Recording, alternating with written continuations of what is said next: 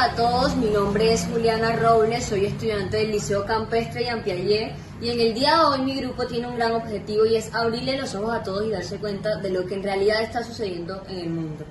Primero que todo, nuestro objetivo es hablarle acerca de lo que ocurría con el medio ambiente antes de la pandemia y luego de la pandemia.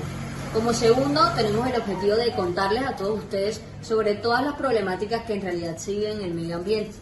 Vamos a lanzar un proyecto en el cual tenemos como objetivo que las personas al mes realicen más de 5 actividades proactivas en las cuales le den una gran vida al medio ambiente y podamos aportar algo a este.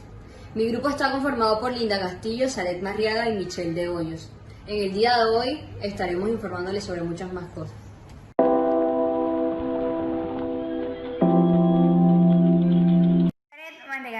Les voy a hablar sobre cómo fue la contaminación del medio ambiente antes del COVID. El aumento de enfermedades respiratorias, como en el aire contiene algunas sustancias tóxicas en las personas que sufren de asma u otras enfermedades del paro respiratorio, se vieron afectadas y provocaron incluso muchas muertes de muchos seres vivos. Como bien sabemos, la atmósfera está contaminada entre ciudades, como lo puede ser el humo, un ejemplo. Contaminación del agua. Para empezar, el agua es una industria utilizada centralmente eléctrica para refrigerar algunas máquinas. El agua es caliente y el agua por lo menos tiene oxígeno disuelto que en la fría. Por muchos animales pueden morir. La contaminación puede ser afectada en el aire, en el agua o en el suelo. Ahora vamos a hablar sobre la destrucción de la capa de ozono. En la atmósfera hay una capa donde abunda un gas especial, es decir, el ozono. Este gas protege la Tierra de los rayos ultravioletas que se emiten desde el Sol. Pero cuando utilizamos ciertos sprays, esto lo que trata de hacer es que el fluorocarbonos se destruya en el ozono. Ahora vamos a hablar sobre el encrecimiento del efecto invernadero. Bueno, los gases en la contaminación de la atmósfera se convierte en la Tierra en un gran invernador que retiene el calor de las pronunciaciones de los rayos solares, por lo que la temperatura en el planeta Tierra aumenta. Bueno, ligeramente esto incrementa una temperatura donde afecta en las plantas, en los animales y en algunas regiones del país. Ahora vamos a hablar sobre la contaminación del suelo. Bueno, la contaminación del suelo provoca la contaminación de las plantas, que se crean en la intoxicación de los animales entre personas. Para digerir este tóxico también hace que contaminen el agua. Por ejemplo, cuando disolvemos las sales minerales en el agua subterrenal, donde los residuos industriales llegan a los arroyos y a los ríos.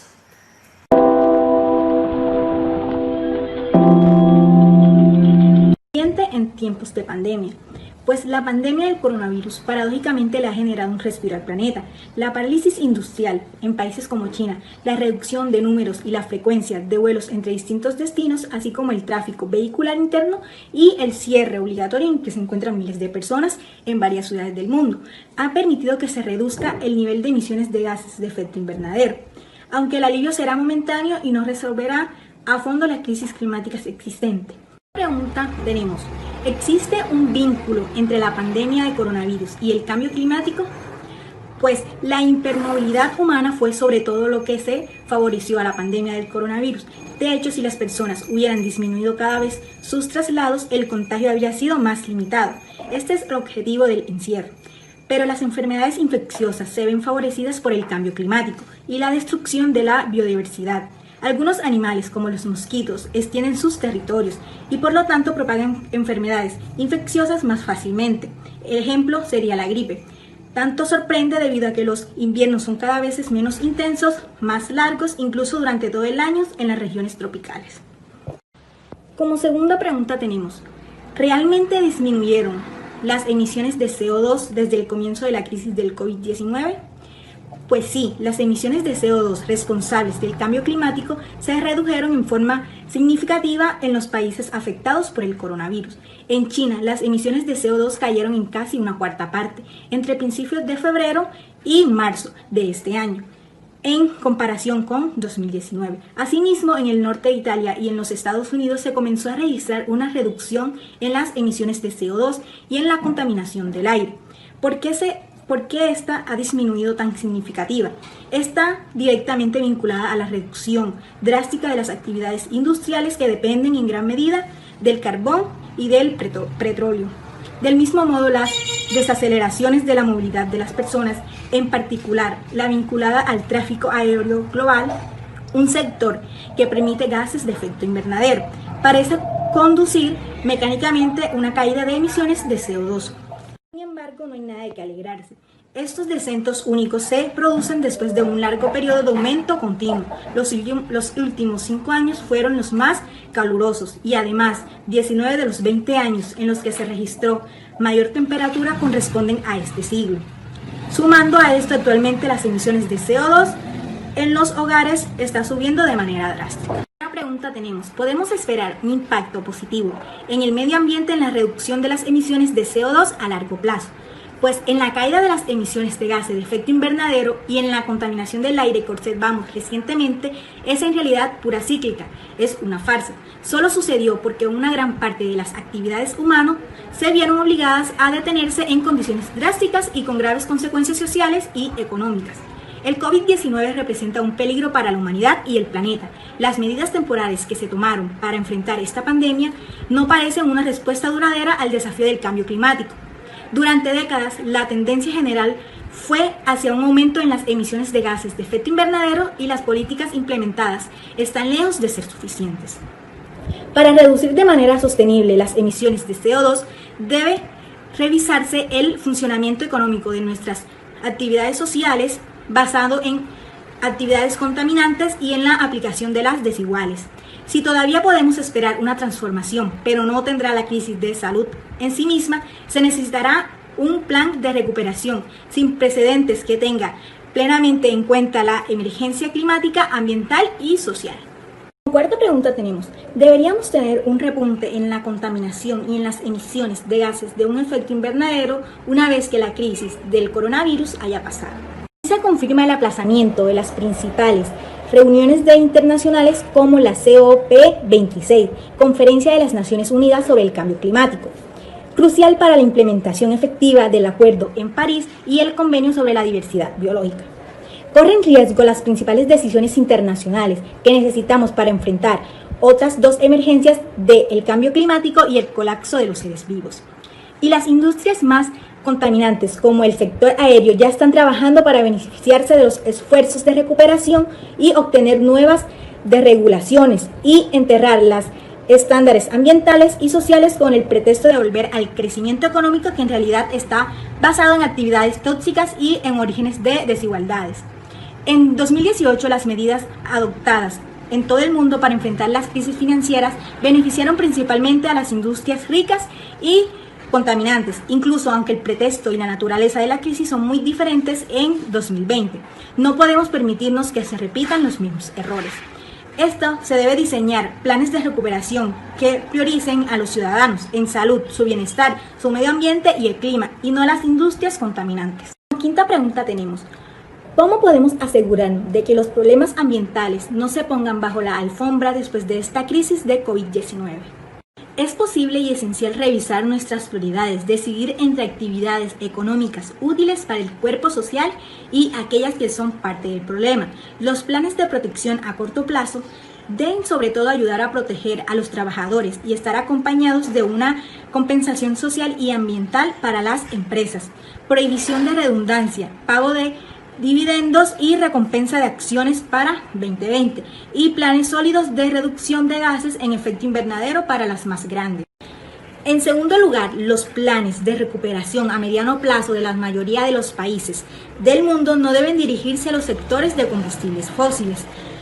Por el contrario, ahora o nunca es hora de invertir a la transición ecológica creando empleos para el futuro, pero también para imponer a las empresas de mayor tamaño la obligación de disminuir sus emisiones de gases de efecto invernadero. Depende de nosotros los ciudadanos hacernos escuchar para decidir las condiciones de estos planes de recuperación. Estamos atentos y movilizados para que los miles de millones que se inyectarán en la economía ya no financien industrias contaminables, sino que por lo contrario sienten las bases para un mundo más equitativo, fuerte y respetuoso con el medio ambiente.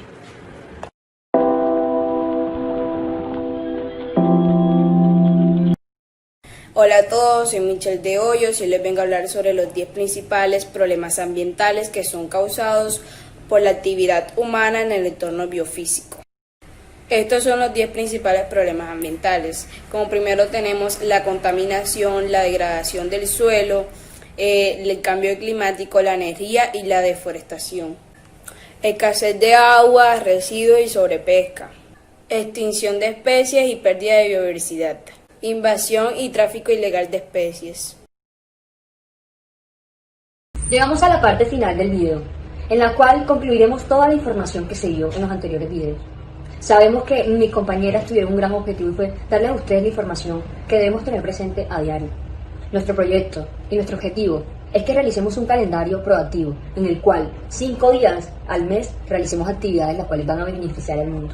Espero que esta información les haya servido y que se den cuenta de lo que en realidad sucede en el mundo.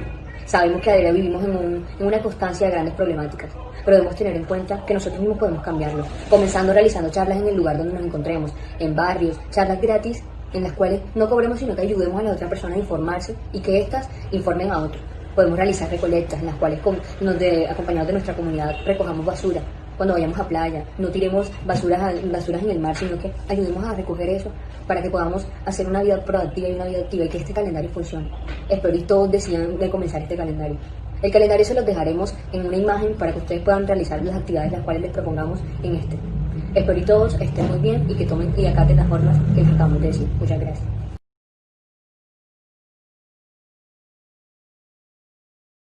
Buenos días, mi nombre es Deisarendis Perusa, curso 9º grado. El día de hoy voy a realizar un experimento llamado electroscopio. Este es un dispositivo que nos permite detectar la presencia de cargas eléctricas y sus signos, como también nos permite detectar y medir las cargas eléctricas de los objetos. Si las láminas se separan, esto quiere decir que el objeto está cargado con el mismo tipo de carga que el electroscopio. En el electroscopio se observan dos tipos de electrización, una por conducción y otra por inducción. La electrización por inducción es un fenómeno físico en el cual un cuerpo se carga eléctricamente al acercarse a otro ya electrizado. La electrización de conducción es un fenómeno físico donde se es posible transferir electrones de un material a otro por medio del roce o contacto. Los materiales necesarios para realizar este experimento son una esfera de papel aluminio, 2 láminas de papel aluminio, un corcho, un alambre de cobre, un recipiente de vidrio y su tapa que debe estar perforada, un globo, tela 100% poliéster y tela 100% lana.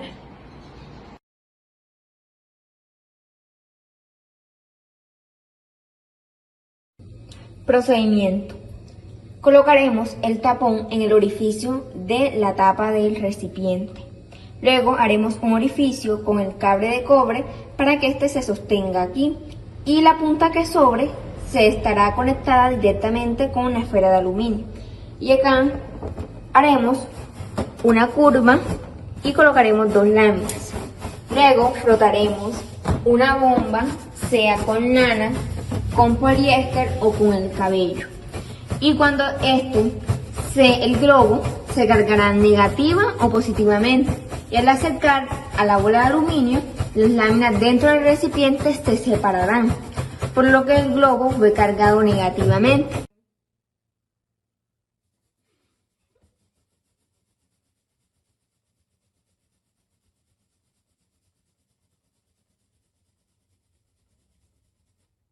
Aquí podemos observar cómo las láminas se separan al globo ser acercado a la esfera de aluminio. Muchas gracias. Buenos días, en el día de hoy vamos a explicar agua como recurso vital. Mi grupo está conformado por Valeria Guerra, Andrea Garzón Castillo, Álvaro Hernández, María Victoria Ospino, Mariana Ruiz Betín y mi persona, Juan David Castillo Díaz. Bueno, ¿qué es el agua? El agua es una sustancia cuya molécula está compuesta por 2 átomos de hidrógeno y 1 de oxígeno. El agua también posee distintas características, las cuales son: el agua es una sustancia, un líquido insípido, no tiene sabor, incoloro, no tiene color, e inodoro, no tiene olor. El agua que utilizamos normalmente suele tener disueltas otras sustancias, sobre todo las sales minerales. También podemos encontrar el agua en tres estados diferentes, que son sólido, líquido y gaseoso. Soy María de los Pinos Ramos y hoy les vengo a hablar sobre el ciclo del agua. En el ciclo del agua podemos encontrar la evaporación, luego la condensación, luego la precipitación y por último la infiltración. El agua se refiere a las características químicas, físicas, biológicas y radiológicas del agua, medida de la condición del agua en relación con una o más especies bióticas, o a cualquier necesidad humana o propósito. Se utiliza con mayor frecuencia, con referencia a un conjunto de normas contra las cuales puede evaluar su cumplimiento. Los estándares más comunes para evaluar la calidad del agua de los ecosistemas, seguridad de contacto humano y agua potable. Cuidado y conservación del agua. La conservación del agua implica poner en práctica las siguientes recomendaciones y consejos. 1. Conservación del entorno que nos rodea y los recursos naturales. 2. Reutilizar el agua para las plantas. 3. El mantenimiento de la grifería. 4. Planificación y gestión integral de los recursos hídricos. 5. Reemplazar el baño por la ducha. 6. Si lavas a manos, ponle un tapón al fregadero. 8. Cuidar las reservas. 9. Adaptación al cambio climático y al calentamiento global. Buenos días, mi nombre es Valeria Guerra y a continuación voy a estar diciendo varios consejos para hacer un buen uso del agua. Examinar las llaves de agua, cañerías y tuberías por si existe alguna fuga. Gota a gota el agua se agota. Hacer uso del sistema de recolección de aguas lluvias en las casas, las cuales pueden ser utilizadas para el lavado de ropa, aseo de las viviendas y en instalaciones sanitarias. Regar las plantas y o jardines únicamente 2 veces por semana, en las horas de la noche o temprano en la mañana, preferiblemente con el sistema de riego por goteo. Cuando se esté lavando los platos, utilizar 2 tinas, una para lavar y otra para enjuagar. No lavar los platos con la llave abierta. Tomar baños cortos y cerrar la llave mientras se enjabona. Utilizar un vaso con agua mientras se esté cepillando, no cepillarse con la llave abierta. Cerrar la llave mientras se afeita. Utilizar un recipiente o el tapón del lavabo para afeitarse. Lavar los carros en sitios destinados para este fin. Y si se lava en casa, utilizar solamente un vaso de agua. Enseñarle a los niños a no desperdiciar el agua. Revisar periódicamente si el flotador de los inodoros está funcionando correctamente. Instalar inodoros de bajo consumo. Recolectar el agua que sale de la ducha mientras se espera que esté caliente para poder utilizarla en plantas o sanitarios. Utilizar la lavadora para cargas completas, evitando su uso para pocas prendas. Evitar el uso de la manguera por el desperdicio de agua. Al momento de limpiar su casa, piense en todo aquello que pueda hacer sin agua. Beber agua directamente del grifo, librando al medio ambiente de las botellas plásticas. Y si compra agua embotellada, vuelva a reutilizar las botellas o use botellas mayores. Barra antes de fregar. Hará una mejor limpieza y ahorrará mucha agua. Para la limpieza de patios o calles, usar la escoba y recogedor permitirá ahorrar hasta 200 litros de agua frente a una limpieza con manguera. Hola, nosotros somos estudiantes del grado 9 del Liceo Campestre Ampiayet y hoy les venimos a realizar un experimento llamado jabón líquido. Mi grupo está conformado por Carlos Rivera y mi persona, María Victoria Espinosa. Los materiales a utilizar son un rallador, una olla pequeña, aceite de cocina, un jabón sólido, una cuchara y alcohol y una estufa también, pero que ahora la vamos a ver.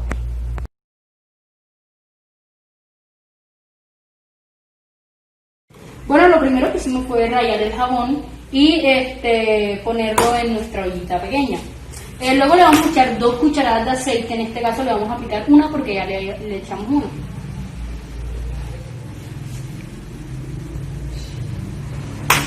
Dos cucharitas de agua.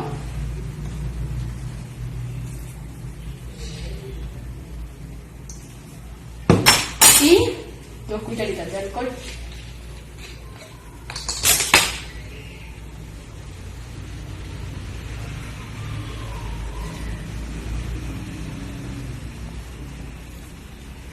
Bueno, el paso a seguir es prender la estufa.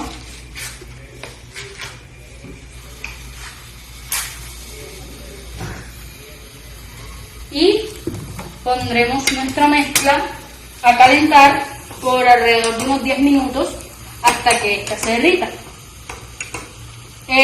Dato importante, tendremos que mezclarla constantemente para que esta no se nos pegue. Y ahorita les mostramos el resultado final. Bueno, a este punto, ya después de 6-7 minutos que lleva la mezcla se va a tornar un poco espumosa y va a agarrar una contextura muchísimo más espesa. ¿Cómo lo podemos notar?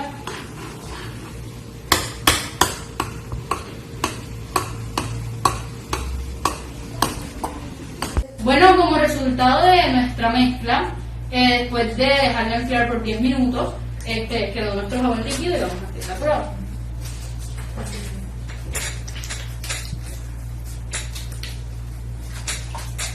Mira como la espuma. Ya terminaste de lavarla.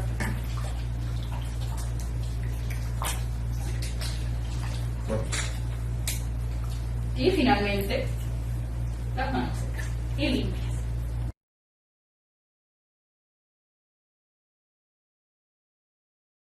Bueno, el resultado global de este experimento es ver cómo la estructura particular del jabón permite romper la tensión superficial del agua. Esto hace que ésta aumente su humectación. Por ende, nos permite adherir o hacer solubles sustancias en agua que normalmente no lo son. En este caso, como el aceite y el alcohol. Gracias.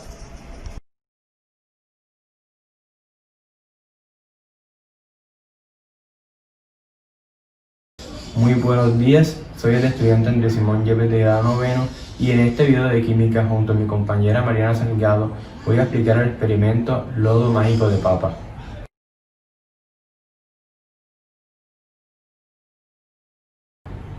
¿En qué consiste?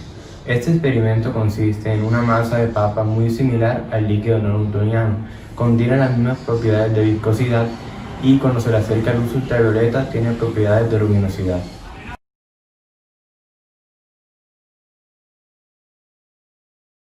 Hola, mi nombre es Mariana Salgado y el día de hoy les voy a mostrar cómo se hace el lodo de papa. Los materiales que se necesitan para eso son 4 papas, agua, un colador, un recipiente y agua oxigenada. Primero que todo lo que vamos a hacer es que vamos a cortar 4 papas en trozos pequeños. Para esto ya yo lo hice y aquí están las 4 papas. Ahora procedemos a echarle el agua.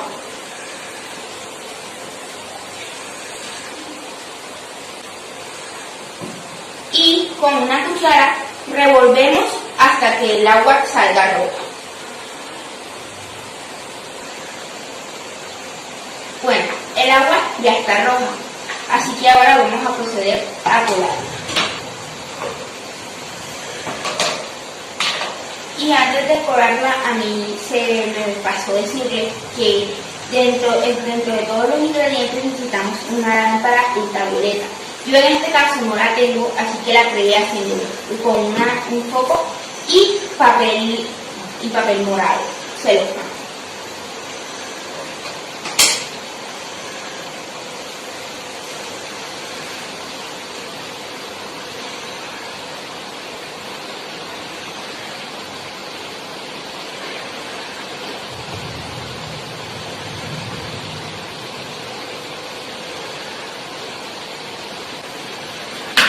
Ahora tenemos que esperar a que el agua haga efecto.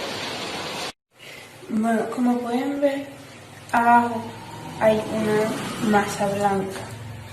Esa masa que está ahí es la que vamos a utilizar. Ahora lo que vamos a hacer es vaciar el agua en otra taza.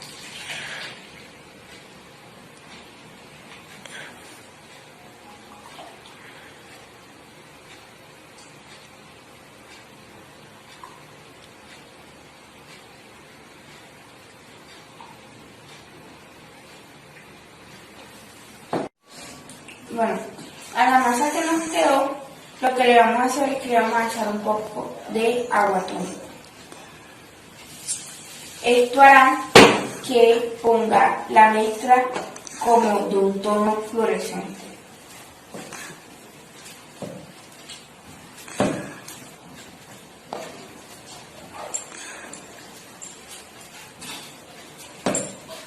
Bueno, después de haberle echado el agua finada, esto va a tomar una consistencia un poco dura, pero también suave. Así que miren lo que va a hacer.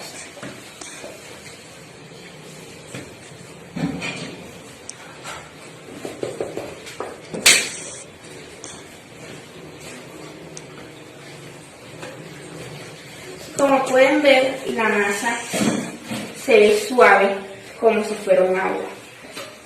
Pero cuando toma una luz de otro ultravioleta, lo que hace es que se ve como un tono más luminoso. Y como pueden ver también es suave, como si tú lo hubieras hecho líquida, pero cuando lo coges se vuelve completamente dura y puedes moldearla y hacerla como tú quieras, a la forma que tú quieras y en las maneras que tú quieras. Bueno, a este efecto se le puede llamar no newtoniano. ¿Por qué? Porque esto toma una consistencia un poco diferente a lo normal, ya que al momento de hacerse suave, tú nada más puedes tocarla. Es como una arena movediza. Al momento de que te toca, te absorbe, pero al momento que tú puedes caminar por ella, puedes golpearla y no te hundes y no te manchas.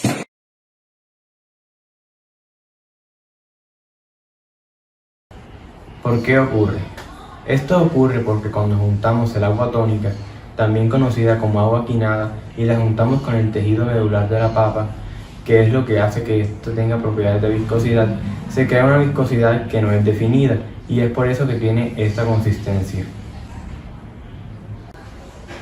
Esta masa que se forma es muy similar al líquido no newtoniano, contiene las mismas propiedades y ya que como sabemos el líquido no newtoniano es un fluido que no tiene una viscosidad definida, ya que cuando le ejercemos fuerza se queda sólido y cuando no se ejerce fuerza se queda líquido.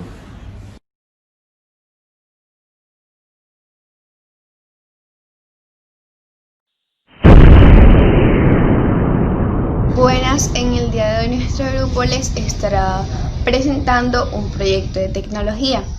Nuestro grupo se encuentra conformado por Heidi Coy, Iret Peñate y mi persona Gabriela Ruiz. Nosotras les estaremos compartiendo un ejemplo de las bases de datos en nuestra vida cotidiana, pero antes les voy a estar hablando acerca de las bases de datos. Las bases de datos son el producto de la necesidad humana para almacenar la información, es decir, de preservarla contra el tiempo y el deterioro para acudir a ella posteriormente. Entonces podemos concluir que las bases de datos son un sistema de archivos electrónicos. Las bases de datos podríamos decir que comunes se clasifican en campos, registros y archivos. Pero ¿para qué sirven las bases de datos? Bueno, su utilidad radica en que permite almacenar un gran número de información de forma organizada para su futura consulta. También permiten la realización de búsquedas, el ingreso de nuevos datos, etc.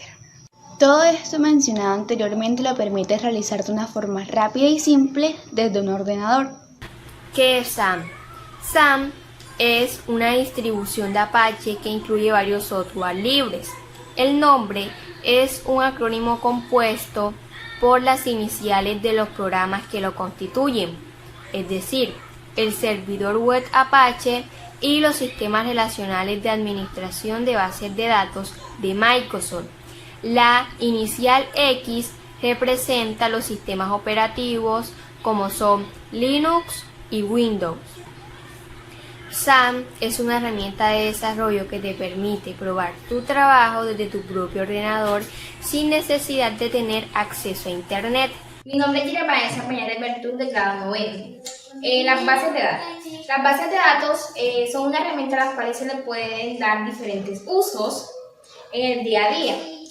A continuación les voy a mostrar un ejemplo en el cual se pueden dar cuenta cómo hacer o cómo utilizar una base de datos. Buenas. Buenas, a la orden. ¿Cómo tiene el parlante? El parlante tiene un precio de 24.000 pesos. Bueno, lo llevo. ¿Me regala su número de cédula? 64 56 32 31. ¿Su nombre? Luisa. Apellido. Altamiranda. Edad. 24. Ciudad. Cartagena. Producto. Un parlante. Cantidad 1. Y el precio 24. Gracias por su compra. Anteriormente, mi compañera estaba pidiendo una información por la compra de un producto. Esto se registra en una base de datos de la siguiente manera. Primero se pide el número de cédula, el nombre, apellido, la edad, ciudad,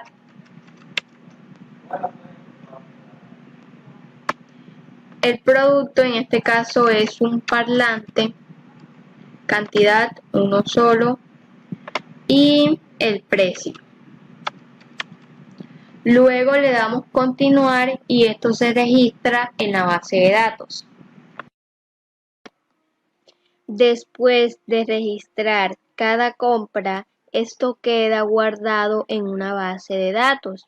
Como pueden observar, estos 10 productos que están aquí han quedado registrados en esta.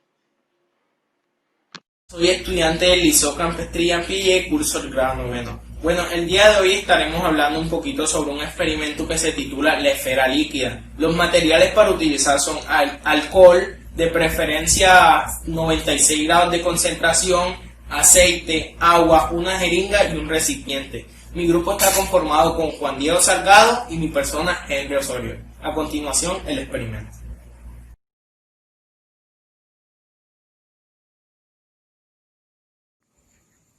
Bueno, antes de comenzar el experimento vamos con una breve introducción. Lo que queremos buscar con este experimento principalmente es diferenciar las densidades de 3 sustancias distintas, las cuales el agua, el alcohol y el aceite. Ahora sí, vamos con el experimento.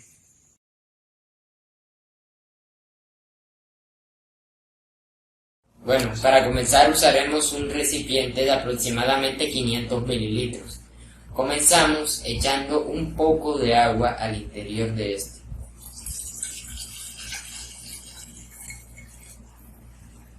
Luego de esto, con ayuda de la jeringa, vamos a echar 2 de aceite. Aquí vamos con 1.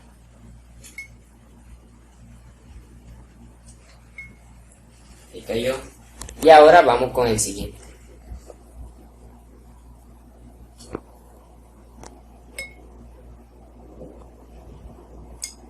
Allí cayó. Ahora también con ayuda de la jeringa vamos a echar poco a poco alcohol, hasta ver que el aceite se encuentre justo en centro de nuestra mezcla.